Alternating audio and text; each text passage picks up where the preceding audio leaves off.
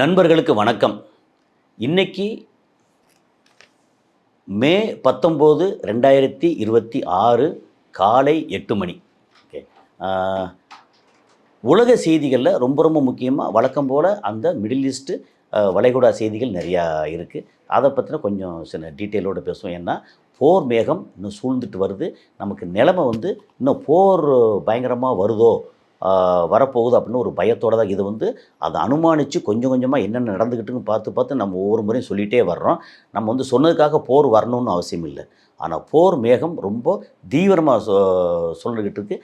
எந்த நேரமும் அடிக்கலாமோன்ற ஒரு சூழல் இருக்குது. அதை பற்றின கொஞ்சம் டீட்டெயில் எல்லாம் நம்ம பேச போகிறோம். நான் கசாலி டிகோட்ஸ். ஓகே, இது என்னென்ன பண்ணுறோன்னு தெரியும். ஆனால் உங்களுடைய ஆதரவு ரொம்ப ரொம்ப முக்கியம். ஏன்னா இப்போது நீங்கள் சப்ஸ்கிரைப் செய்யணும். பார்க்குறவங்க சப்ஸ்கிரைப் செய்து நண்பர்களுக்கு பகிரும்போது தான் நம்மளுடைய செய்திகளும் ரொம்ப ரீச் ஆகும்போது நானும் நிறைய ப்ரிப்பேர் பண்ண வேண்டியிருக்கும். ப்ரிப்பேர் பண்ணி பண்ணுறோம். உங்களுடைய உதவி கண்டிப்பாக தேவை. அதுக்கப்புறம் உங்களுடைய விமர்சனமும் கண்டிப்பாக தேவை. நல்ல என்ன சொல்கிறதுனா ஒரு நாகரிகமான வார்த்தைகளில் விமர்சனம் கண்டிப்பாக தேவை. சரி, இப்போ நம்பர் 1 ஃபஸ்ட்டு எங்கே ஆரம்பிப்போம்? நம்ம அசர்பைஜான்லேருந்து ஆரம்பிப்போம். ஓகே, அசர்பைஜான் ஏற்கனவே கொஞ்சம் குளிர் பிரதேசம். நான் 2001 அசர்பைஜான் போயிருக்கேன். பாக்கு ஏர்போர்ட், பாக்குவில் போய் இறங்கி அங்கேருந்து நான் பார்த்துருக்கேன். அது ஏற்கனவே வேறு ஒரு சேனலில் நான் பேசியிருக்கேன். அப்போது என்னென்னா 91 அசர்பைஜான் விடுதலை சுதந்திரமானது. அதாவது யுஎஸ்எஸ்ஆர்லேருந்து தனிப்பட்டு அசர்பைஜான் தனி நாடாச்சு. 2001 10 வருஷம் முடியும் போது அதை கொண்டாடினாங்க. அதுக்கு ஒரு மானுமெண்ட் பாக்கு ஏர்போர்ட்லேருந்து நேராக வெளியில் வர நேராக ஒரு ரோடு முட்டுற இடத்துல ஒரு மானுமெண்ட்டு. அந்த மானுமெண்ட்டுக்கு கீழே நல்ல கலர்ஃபுல்லாக க்ரீனரி ப்ளஸ் கலர்ஃபுல்லாக ஃப்ளவர்ஸ் இதெல்லாம் பண்ணணும். நான் துபாயில் பிளாக் ரோஸ் அப்படின்னு சொல்லி ஒரு கம்பெனி வச்சுருந்தேன். அந்த கம்பெனி மூலமாக அப்போ நான் அங்கே போயிருந்தேன். ஸோ அந்த டைமில் முதல்ல என்னோடய கம்பெனி சார்பாக நான் அனுப்பிச்சி வச்ச ஒருத்தர் இப்போ துபாயில் இருக்கிறாரு. அவர் பேர் கௌதமன். முழு பேர் கௌதமன் நாகமுத்து, என் கௌதமன். ஓகே, அவர் எம்எஸ்சி ஹார்டிகல்ச்சர் படித்தவர். அப்புறம் லேண்ட்ஸ்கேப்பில் டிசைன் நிறையா பண்ணியிருக்காரு. இப்போ துபாயில் லேண்ட்ஸ்கேப் கான்ட்ராக்ட் இந்த மாதிரி இது பண்ணிகிட்ருக்கிறாரு. ஓகே, இப்போ அங்கே துபாயில் நிலைமை சரியில்லைனால கொஞ்சம் அப்படியே டைட்டாக இருக்குது அப்படின்னு சொல்லி சொன்னார். ஓகே, அப்பப்போ அவர்கிட்ட பேசிக்கிறது. அவர் முதல்ல நான் அனுப்பிச்சி வச்சு அங்கே போயிருந்தார். அதுக்கப்புறம் அவருக்கு பலவிதமான சான்ஸ் கிடச்சி ஈரானுக்கு, லிபியா போல் இங்கே ஜோர்டான், லெபனான், அதுக்கப்புறம் துர்க்மெனிஸ்தான், கசகஸ்தான் அப்படின்னு ஏகப்பட்ட நாடுகளுக்கு போய் இந்த மாதிரி லேண்ட்ஸ்கேப் சம்மந்தமாக போயிருக்கிறாரு. ஸோ முதல்ல 2001 அங்கே போயிருக்கேன். அங்கே போகும்போது நாங்கள் போன மாதம் கொஞ்சம் குளிரான மாதம். ஓகே, ஸோ நல்ல பயங்கரமாக கொஞ்சம் குளிர் பயங்கரமாக இருந்துச்சு. ஸோ அதை பார்க்கும்போது நமக்கே ரொம்ப நல்லா இருந்துச்சு. ஓகே, அந்த அசர்பைஜானில் மழை இப்போ என்ன சம்மர் இல்லையா? நமக்கு சம்மர், அங்கேயும் ஓரளவு சம்மர் அப்படிங்கும்போது மழை கம்மியாக இருக்கும், குளிர் இருக்கும், மழை இருக்காது. ஆனால் இப்போ சரியான மழை பெஞ்சு அப்படியே வெள்ளக்காடாக ஓடிக்கிட்டு இருக்கு இப்போ. ஸோ இந்த அசர்பைஜானில் பயங்கரமாக மழை பெய்யுது. அப்படியே அசர்பைஜான் அந்த எல்லை இந்த பக்கம் பார்த்திங்கன்னா மேற்கு பக்கம், அசர்பைஜானோட மேற்கு பக்கம், அப்படி இந்த பக்கம் பார்த்திங்கன்னா அது ஈரான்லேயும் நல்லா மழை பெஞ்சிருக்கு. அப்புறம் ஈரான்லேருந்து இன்னும் கொஞ்சம் மேற்கு பக்கம் சைடில் அப்படி பார்த்திங்கன்னா ஈராக்கில் நல்லா மழை பெஞ்சு ஒரு 5 டிகிரி வெப்பநிலை வரைக்கும் குறைஞ்சிருக்கு. அதுக்கப்புறம் அப்படியே கொஞ்சம் கீழே இருந்தால் சவுதி அரேபியா மேகங்களாகவும் ஓரளவு மழையும் பெஞ்சிருக்கு. யுஏஇ மேகங்கள் அப்பப்போ திரண்டு வருது. அப்புறம் ஓமான் பார்த்திங்கன்னா நல்ல மழை பெஞ்சிருக்கு. பாகிஸ்தான் நல்ல மழை பெஞ்சிருக்கு.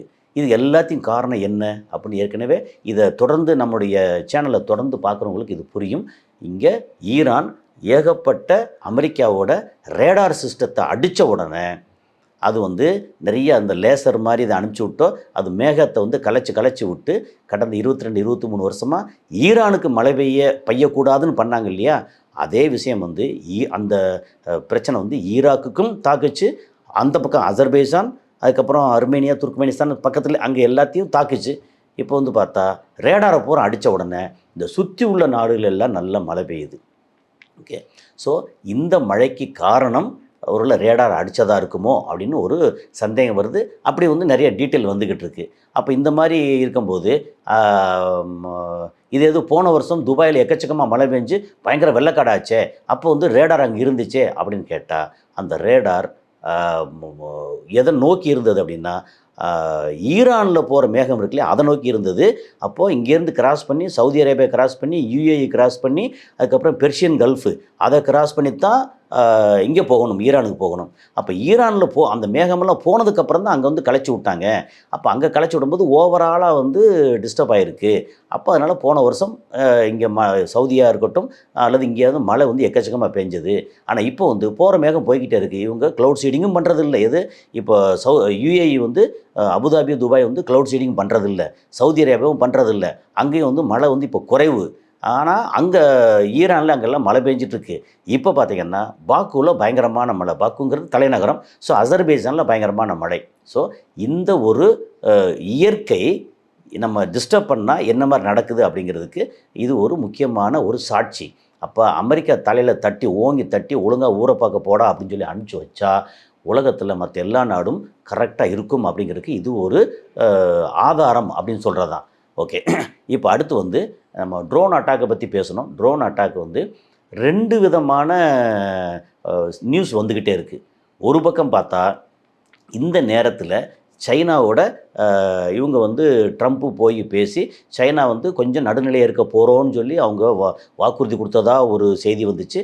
அந்த நேரத்தில் இப்போது இங்கே வந்து பரக்கா அப்படின்ற ஒரு ஏரியா, அந்த ஏரியாவில் இருக்கிற இது நம்ம நியூக்ளியர் பவர் பிளான்ட் யுஏஇ, அது அபுதாபி துபாய் அது சார்ந்த யுஏஇ நியூக்ளியர் பவர் பிளான்ட்டு, அந்த இது மேலே ட்ரோன் அட்டாக் நடந்தது அப்படின்னு சொல்லும்போது ஒரு பக்கம் என்னென்னா இந்த நேரத்தில் ஈரான் வந்து ட்ரோன் அட்டாக்கை வந்து நடத்துவாங்களா, என்ன பைத்தியக்காரங்களா, முடிஞ்ச அளவுக்கு வந்து தன்னை காத்துக்கிறதுக்கும் பாதுகாத்துக்கிறதுக்கும் ட்ரை பண்ணுவாங்களே ஒழிய அங்கே வந்து சைனாவோட்ட வந்து பேசி அமெரிக்கா பேசி சைனாவே கொஞ்சம் அனுசரித்து அப்படி கொஞ்சம் கீழே இறங்கி வரும்போது, அதாவது ஈரானுக்கு முழுக்க சப்போர்ட் பண்ணணும் அப்படின்னா சப்போர்ட் வந்து இருக்குது. ஆனால் முன்ன மாதிரி சப்போர்ட் இல்லை. ஏன்னா எங்களுக்கு தேவைப்படுற ஆயில் வந்து அமெரிக்கா கொடுக்குறாங்க அப்படின்ற மாதிரி ஒரு சூழல் வந்துச்சு. அப்படின்னா இந்த நேரத்தில் ஈரான் எல்லாத்தையும் பகைச்சிக்கிட்டு இங்கே வந்து ட்ரோன் அட்டாக் பண்ணுவாங்களா? இது பண்ணலை.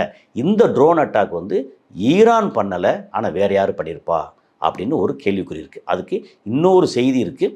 அந்த செய்தி பண்ணும்போது யார் பண்ணியிருப்பான்னு ஒரு விளக்கம் கிடைக்கும். அப்புறம் இன்னொரு இதில் ஐஆர்ஜிசி சொன்னதாக ஒரு தகவல் வந்திருக்கு. நாங்கள் வந்து சீஸ்பேரில் இல்லை. ஓகே, சீஸ்பேரில் இல்லாத போது நாங்கள் எப்படி அட்டாக் பண்ணாமல் இருப்போம்? நாங்கள் அட்டாக் பண்ணோம் அப்படின்னு சொன்னதாக ஒரு தகவல் வருது. அந்த தகவல் வந்து தேடி பார்த்தா வேறு எதுலேயும் இல்லை. ஒருவேளை அது ஃபேக் நியூஸாக கூட இருக்க வாய்ப்பு இருக்குது அப்படிங்கிறது தான். ஃபேக் நியூஸ் யார் பரப்புவா? வழக்கம் போல் வந்து வெஸ்டர்ன் மீடியா வந்து ஃபேக் நியூஸை பரப்புவாங்க அப்படிங்கிறது தான். ஓகே, இப்போ வந்து அமெரிக்காவுக்கும் இது ஈரானுக்கும் சீஸ்ஃபயர் வந்து ஆல்ரெடி இருக்குது. ஓகே, இந்த மாதிரி சீஸ்ஃபயரில் திடீர்னு ஒரு 17ஆம் தேதி முந்தா நாள் என்ன வந்துச்சுன்னா சவுதி அரேபியாவில் ஒரு 3 ட்ரோன் வந்து அட்டாக் பண்ணியிருக்கு. அதை வந்து திரும்ப தடுத்து நிறுத்திட்டாங்க. ஓகே, சவுதி அரேபியாவில் எங்கேருந்து வந்துச்சு அந்த ட்ரோனோட ஆரிஜின் பார்ப்பாங்க இல்லையா, மேலேருந்து எப்படின்னு தெரிஞ்சிடும். ஆரிஜின் பார்க்கும்போது ஈராக்லேருந்து வந்திருக்கு. ஈராக்குக்கு சவுதி அரேபியாவுக்கு என்ன பிரச்சனை இருக்குது? ஒரு பிரச்சனையும் இல்லை. ஏன்னா ஈராக்கு கண்ட்ரோல் பண்ணுறது ஃபுல்லாக அமெரிக்கா, சவுதி அரேபியா தான் அமெரிக்காவோட அலையோடு இருக்காங்க, சப்போர்ட்லாம் கிட்டத்தட்ட சப்போர்ட்டில் இருக்காங்க.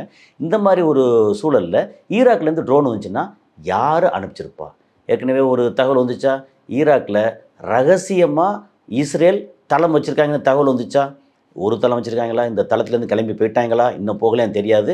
ஆனால் ஈராக்கிலேருந்து சவுதி அரேபியாவுக்கு 17ஆம் தேதி 3 ட்ரோன் வந்திருக்கு. அந்த ட்ரோனை வந்து தடுத்துட்டாங்க. ஓகே, அப்போது அதே மாதிரி ஈராக் சைட்லேருந்து ட்ரோன் 2ஓ 3ஓ சம்திங் இந்த இதில் பரக்கா நியூக்ளியர் பிளான்ட்டில் ஏன் ட்ரோன் அட்டாக் பண்ணிடக்கூடாது? அதில் ஸ்டிக்கர் வந்து ஈரானோட இது ஷாஹித் ஸ்டிக்கரை ஏன் ஒட்டிடக்கூடாது? அப்போது இவங்க என்ன பண்ணுறாங்க, ஈரானை திருப்பி வந்து பயங்கரமாக அடிக்கணும். ஓகே, அப்படி அடிக்கிறதுக்கு என்னெல்லாம் பண்ணலாம் தேடி பார்க்குறாங்க. ஹர்மோஸ் பக்கத்தில் கப்பலை கொண்டு வந்து நிறுத்தி பார்க்குறாங்க. அவன் திருப்பி அடிச்சுன்னா கிளம்பி பின்னாடி போயிடுறாங்க. அதுக்கப்புறம் அடிக்கும்போது சைனா திரும்பி வந்து சப்போர்ட்டுக்கு ஈரான் சப்போர்ட்டுக்கு வந்து என்ன செய்கிறது அப்படின்னு சொல்லி பயந்து சைனாட்ட போய் பேசி எல்லாத்தையும் முடிக்கிற மாதிரி முடித்து நான் ஒரு ஆயில் கொடுத்துட்றேன், அங்கே அடிக்கும்போது நீ கொஞ்சம் அமைதியாக இருந்துக்கோ அப்படின்ன மாதிரி சொல்லி அங்கே சமாதானப்படுத்தி வர்றாங்க. அப்புறம் பார்த்தா இங்கே வந்து யுஏஇயில் இருக்கிற power plant, nuclear power plant வந்து ட்ரோன் அட்டாக் நடக்குது, அது ஈரான் தான் பண்ணா அப்படி சொல்கிறாங்க. நாங்கள் தான் பண்ணோன்னு சொல்லி ஐஆர்ஜிசி பேரில் சில தகவல்லாம் வர்ற மாதிரி கொண்டு வந்து சேர்க்குறாங்க. அப்புறம் சம்மந்தம் இல்லாமல் சவுதி அரேபியாவில் வந்து 3 ட்ரோன் அட்டாக் ஆகுது. அந்த ட்ரோன் வந்து அட்டாக் ஆகிறது ஈராக்லேருந்து வந்து கண்டுபிடிச்சிட்டாங்க. இல்லைன்னு என்ன செய்வாங்க, சவுதி அரேபியா ஈரானுக்கு ஆகாது, ஈரான் வந்து சவுதி அரேபியா மேலே 3 ட்ரோன். இப்போ ட்ரோன் அப்படின்னு சொல்லிட்டாலே நமக்கு என்ன தோணுது, ஈரான் தான் அட்டாக் பண்ணுவாங்க அப்படின்னு. அப்போ இந்த மாதிரி வந்து மூன்றாந்தர வேலையை பார்க்குறது எப்படின்னா இஸ்ரேல் வந்து அவ்வளோ அழகாக பார்ப்பாங்க. ஸோ அந்த மாதிரி மூன்றாந்தர வேலையை இஸ்ரேல் பார்த்துக்கிட்டு இருக்காங்க. அமெரிக்காவுக்கு அதுதான் தேவைப்படுது.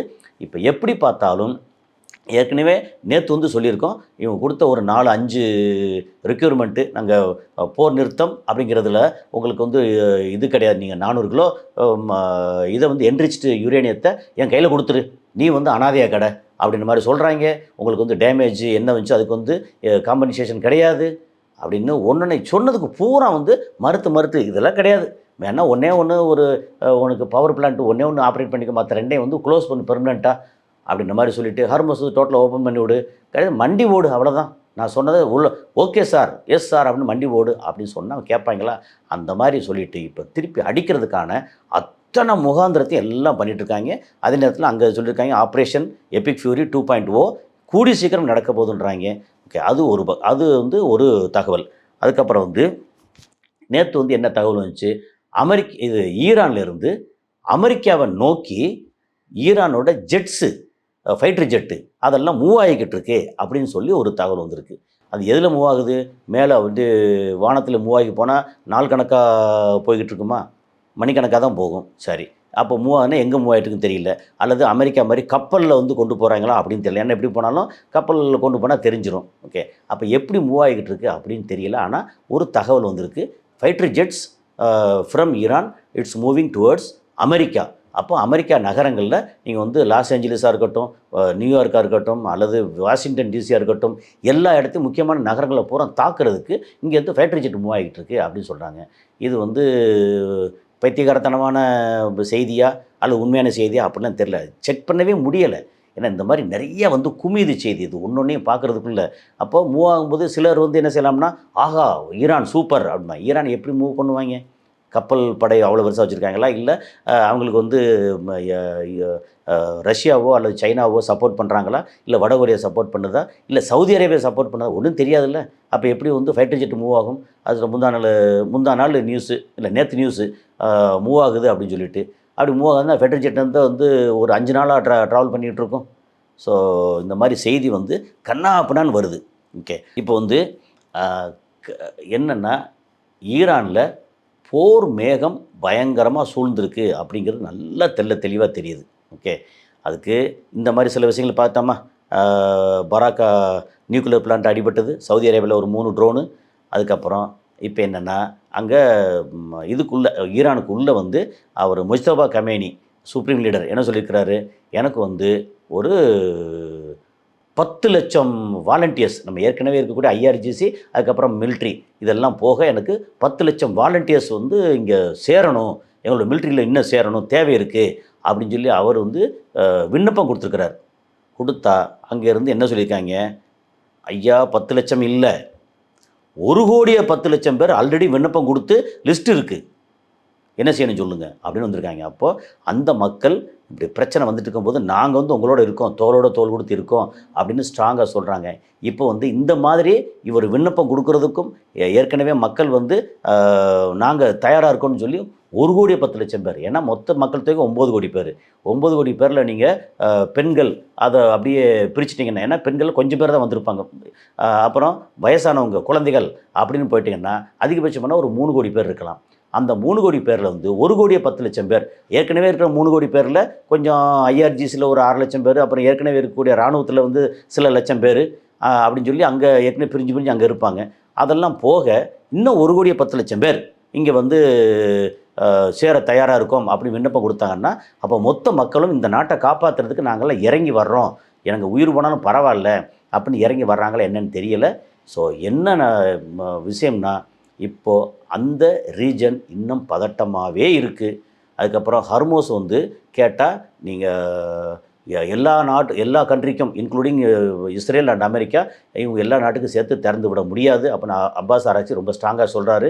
எங்களுடைய 11 ட்ரில்லியன் 1050 1100 லட்சம் கோடி அவ்வளோ அமௌண்ட்டை எங்களுக்கு ரிலீஸ் பண்ணி விட்டா தான் நாங்கள் திறந்து விடுவோன்றாங்க. நாங்கள் அதெல்லாம் ரிலீஸ் பண்ண முடியாது, அது ஃப்ரோசன் தான் அப்படின்னு சொல்லி ஏற்கனவே அமெரிக்கா சொல்லிட்டாங்க. அப்போது அமெரிக்கா இந்த எண்டு, ஈரான் இந்த எண்டு. அதாவது அமெரிக்கா அங்கேருந்து வந்து இந்த வீட்டில் இப்படி பண்ணாத, உங்கள் வீட்டில் இப்படி பண்ணாத அப்படின்னு சொன்ன மாதிரி ஏற்கனவே பற்றி உதாரணம் நிறைய சொல்லியிருக்கோம். ஸோ இந்த மாதிரி இதில் எப்படி பார்த்தாலும் போர் நிறுத்த ஒப்பந்தம் பெருசாக வந்து வரும்னு தோணலை. பெரிய அளவுக்கு பயங்கரமாக அடித்தா ஈரானை வந்து துவம்சம் பண்ணுறதுக்கு எல்லாம் ரெடியாகி அடித்தாங்கன்னா ஈரான் இந்த மற்ற ரீஜனில் இருக்கிற அத்தனையும் வந்து அடித்து துவம்சம் பண்ணி தான் அவனும் ஓய்வான் அப்படிங்கிறதான் நிலைமை இப்போ இந்த நேரத்தில் இந்த மாதிரி வேலையை 3ஆம் தர வேலையை இஸ்ரேல் வந்து பண்ணிகிட்டே இருக்காங்க அப்படிங்கிறது தான். ஸோ என்ன நடக்க போகுது என்னங்கிறது தெரியல. உண்மையிலே நிலைமை வந்து நல்லா இல்லை. ஒவ்வொரு நாளும் பார்க்குறோம் எனக்கு வரக்கூடிய செய்திகள். ஏன்னா அங்கேருந்து சவுதியிலேருந்து, துபாயிலேருந்து, குவைத்திலேருந்து, அப்புறம் யூகேலேருந்து அப்படின்னு நம்ம நண்பர்கள் நிறையா வந்து வாட்ஸ்அப்பில் அனுப்பிச்சிட்ருக்காங்க. ஏன்னா நான் நம்பர் போடுறேன் இல்லையா, அதில் வாட்ஸ்அப்பில் அனுப்புகிறாங்க. அந்த செய்திகள்லாம் நிறையா வருது, அங்கே லோக்கல் செய்திகள். ஏன்னா பிக்சரு வீடியோ இல்லாமல் டெக்ஸ்ட்டில் கொஞ்சம் டீட்டெயில் என்ன நடக்குதுன்னு கொஞ்சம் அனுப்புகிறாங்க. சில நேரம் வந்து ஃபோனில் பேசும்போதும் அது வந்து சில விஷயங்கள் சொல்கிறாங்க. ஓகே. ஸோ இந்த மாதிரி ஒரு சூழல் நல்லா இல்லை. சீக்கிரம் வந்து ஒரு முடிவுக்கு வரணும் அப்படின்னு சொல்லி நம்ம எதிர்பார்க்குறோம். ஸோ அடுத்தடுத்த காணொலியில் நம்ம இந்த விஷயத்தை அப்டேட் பண்ணுறோம். கூடிய சீக்கிரம் எந்த ஒரு பிரச்சனையும் இல்லாமல் போர் நிறுத்தம் ஒப்பந்தம் வந்துருச்சு. இனிமேல் வந்து இந்த ரீஜனில் போரே கிடையாது, எல்லோரும் நல்லா இருக்காங்க அப்படிங்கிற அந்த செய்தியை கேட்குறதுக்காக நானும் அவளோட காத்திருக்கேன். அடுத்த சந்திப்போம்.